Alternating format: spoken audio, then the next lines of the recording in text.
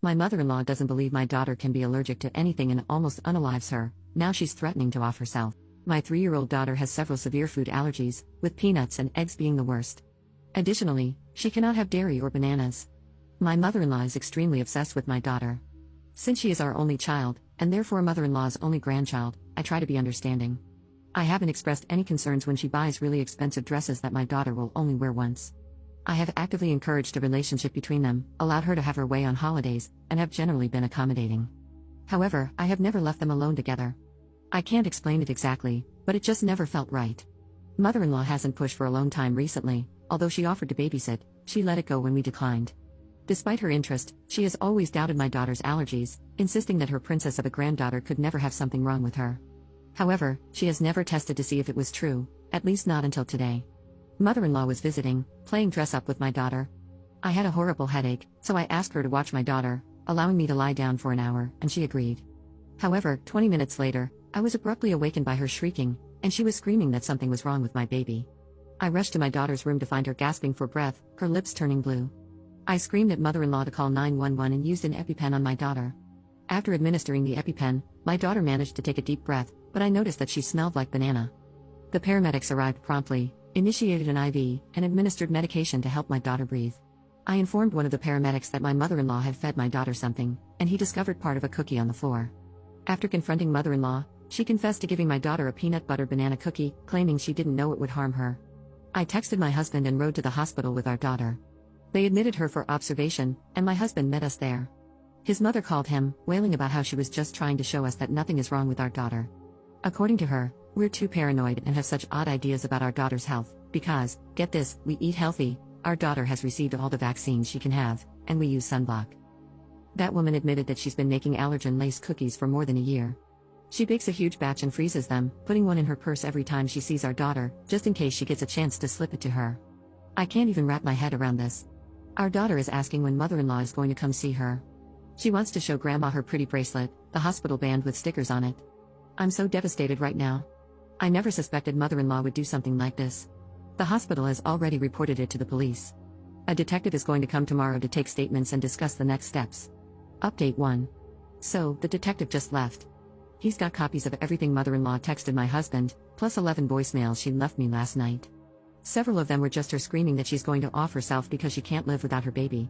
The detective doesn't know what's going to happen because he's never seen this before, but for right now, they're going to take her into custody due to the threats of unalive, and the district attorney will have to look at the case next week. Our daughter is doing great, as they've sent a counselor to work with her for a bit, and we're going to continue with that while we navigate the next couple of weeks.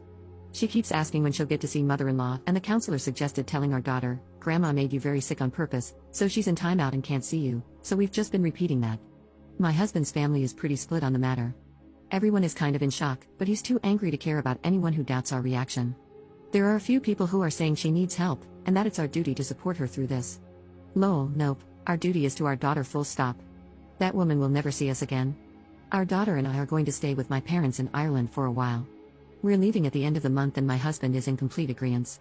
He's also talking about us moving a few states away just to make sure his mother can't get to our daughter. This could have been so much worse. Our daughter will make a full recovery and she likely won't remember this when she grows up, so we'll be okay. Update 2. So, mother-in-law is being charged with endangerment of a child. Our lawyer has told us that she will probably not spend any time in jail, but we do intend to pursue a civil case against her for the hospital bill.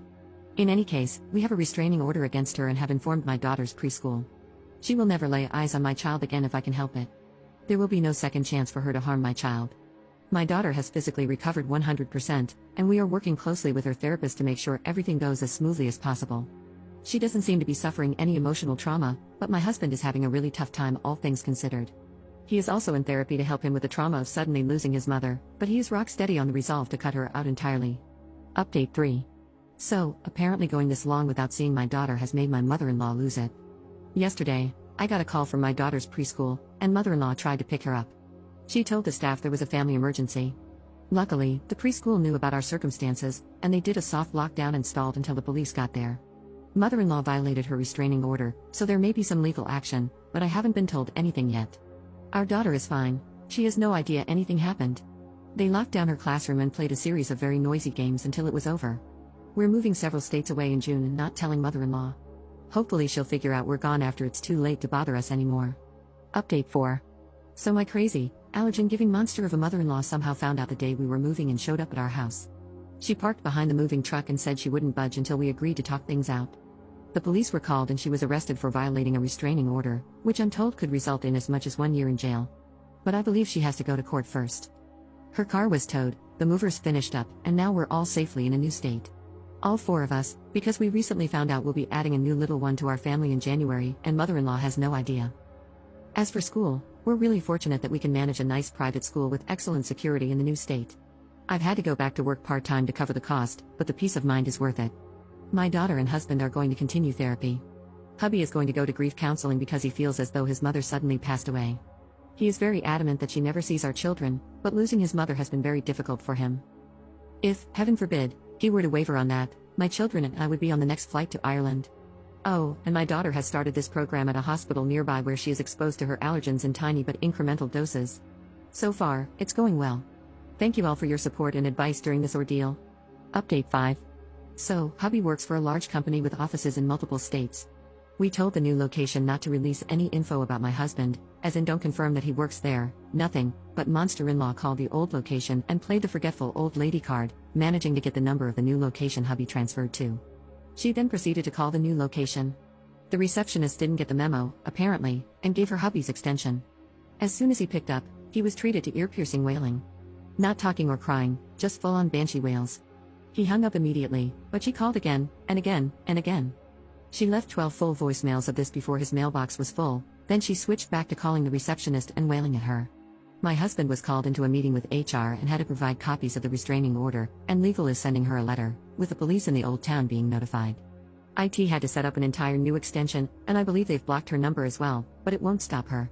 So, monster-in-law knows where we moved, but at least we already have security cameras, I guess. I feel like she's already ruined the new town.